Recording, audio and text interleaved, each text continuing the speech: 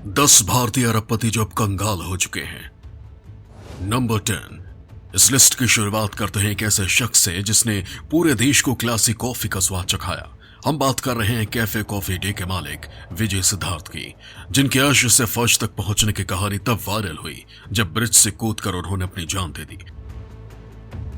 मरने से पहले अपने सुसाइड नोट में साफ लिखा था कि एक व्यवसायी के रूप में फेल होने के कारण और मुनाफे का बिजनेस नहीं बना पाने के कारण मेरे ऊपर बहुत प्रेशर रहा है और इसलिए मैं अपनी जान दे रहा हूं।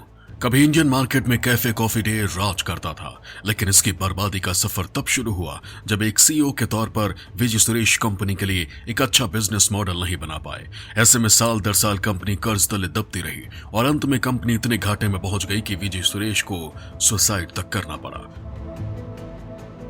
Number 9। Pramod Mittal. Ispat industries limited के मालिक और एक बड़े बिलियनियर प्रमोद मित्तल आपके लिए भले ही नया नाम हो, लेकिन इनकी प्रॉपर्टी का अंदाजा आप इस बात से लगा सकते हैं कि कभी यूके ने अपनी सबसे रईस लोगों के लिस्ट में प्रमोद मित्तल को भी शामिल किया था, लेकिन उनकी शान और शौकत चंद सालों में ही धुआं हो गई। हालत यह हुई कि लंदन के कोर्ट ने उन्हें दुनिया का सबसे बड़ा बैंकरप्ट बिजनेसमैन घोषित कर दिया।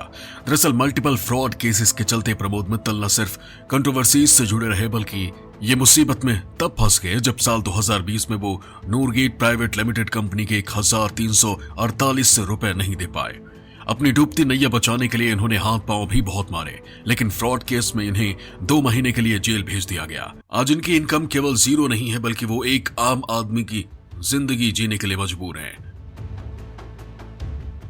नंबर 8 पर हैं मेहुल चोकसी। आज मेहुल एंटीगा और बरमूडा जैसे देशों में रहने को मजबूर हैं। पीएनबी स्कैम में 14,000 करोड़ रुपए का घोटाला करने वाले मेहुल चोकसी के पास 2017 से एंटीगुआ की नागरिकता है। वो गीतांजलि ग्रुप के मालिक हैं, जिसके भारत में 4,000 स्टोर वाली रिटेल ज्वेलरी कंपनी है। साल 2018 तक मेहुल चोकसी की नेटवर्थ $150 मिलियन के करीब थी, जो साल 2022 में घटकर केवल $3 मिलियन के करीब रह गई। वही भारतीय एजेंसियां भी चोकसी के पीछे पड़ी हैं।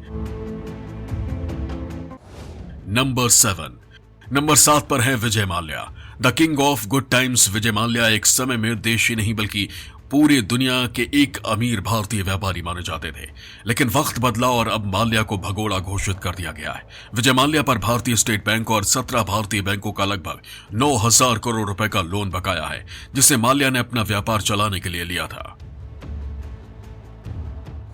नंबर 6 पर है नीरव मोदी। कभी देश के नामी बिलियनियर में शुमार गुजरात के हीरा कारोबारी नीरव मोदी का भी बिजनेस वर्ल्ड में सिक्का चलता था, लेकिन पीएनबी स्कैम में $2 बिलियन का घोटाला करने वाला नीरव मोदी साल 2018 से भारत से फरार है। नीरव मोदी फिलहाल ब्रिटेन के दक्षिण पश्चिम लंदन की वेंसवर्थ जेल में बंद हैं। साल 2017 में नीरव मोदी की नेटवर्थ $1.8 बिलियन के करीब थी, लेकिन अब नीरव मोदी को $4 बिलियन का कर्ज लौटाना है। नंबर 5 पर हैं सुब्रत रॉय। सुब्रत रॉय एक समय में भारत के सबसे अमीर शख्स हुआ करते थे, लेकिन वो आज करोड़पति से सीधे रोडपति बन चुके हैं। सुब्रत रॉय के स्वामित्व वाले सहारा ग्रुप पर निवेशकों के करोड़ों रुपए हड़पने का आरोप है। सहारा ग्रुप निवेशकों के कुछ पैसे लौटा चुकी है, लेकिन अब भी निवेशकों के हजारों करोड़ रुपए लौटाने हैं। सुब्रत रॉय 10 साल पहले तक अरबों की संपत्ति के मालिक थे, लेकिन आज उनकी नेटवर्थ घटकर केवल 1.52 करोड़ रुपए रह गई है। नंबर 4 पर हैं अनिल अंबानी। अनिल अंबानी साल 2008 तक दुनिया के 8वें सबसे अमीर शख्स थे। उस वक्त उनकी नेटवर्थ $42 बिलियन थी, लेकिन किस्मत कब इंसान को अर्श से फर्श पर पटक दे कुछ कहा नहीं जा सकता। अनिल अंबानी के साथ भी कुछ ऐसा ही हुआ। 10 साल पहले तक अनिल अंबानी हर दिन अरबों से नीचे बात नहीं करते थे, लेकिन आज पाई पाई को मोहताज हैं। बैंकों का अरबों का कर्ज न चुका पाने की वजह से उन्होंने खुद को दिवालिया घोषित कर दिया है। आज अनिल अंबानी की नेटवर्थ 0 है। नंबर 3 पर है ललित मोदी। साल 2010 में बीसीसीआई द्वारा आईपीएल में सट्टेबाजी और मनी लॉन्ड्रिंग मामले में दोषी करार दिए जाने के बाद से ही ललित मोदी भारत से फरार हैं। ललित मोदी आईपीएल के पहले प्रेसिडेंट और कमिश्नर थे। उन्होंने ही साल 2008 में आईपीएल की नींव रखी थी। साल 2010 तक उन्होंने इस टूर्नामेंट का सफलतापूर्वक नेतृत्व किया। वर्तमान में उनकी नेटवर्थ केवल $5.41 मिलियन ही रह गई है। उधर मोदी पर कई मुकदमे भी दर्ज हैं। नंबर 2 पर है नेटफ्लिक्स पर एक web series bad boy millionaire आई थी, जिसे रामलिंगा राजू से जोड़कर देखा जा रहा था। 1987 में रामलिंगा राजू ने सत्यम कंप्यूटर की शुरुआत की। पूरी दुनिया में आउटसोर्सिंग के बढ़ते चलन से इस कंपनी को कुछ ही सालों में काफी फायदा हुआ। उनका कंपटीशन इन्फोसिस और विप्रो जैसी कंपनियों से था। राजू शायद खुद को पिछड़ते देखना नहीं चाहते थे। यही वजह थी कि उन्होंने अपनी कंपनी में अकाउंटिंग की जादूगरी शुरू की। कंपनी झूठे आंकड़े दिखाने लगी, जरूरत से ज्यादा भर्ती की गई। झूठे ऐलानों से कंपनी के शेयर की कीमत तो बढ़ती रही, लेकिन कंपनी खोखली होती गई।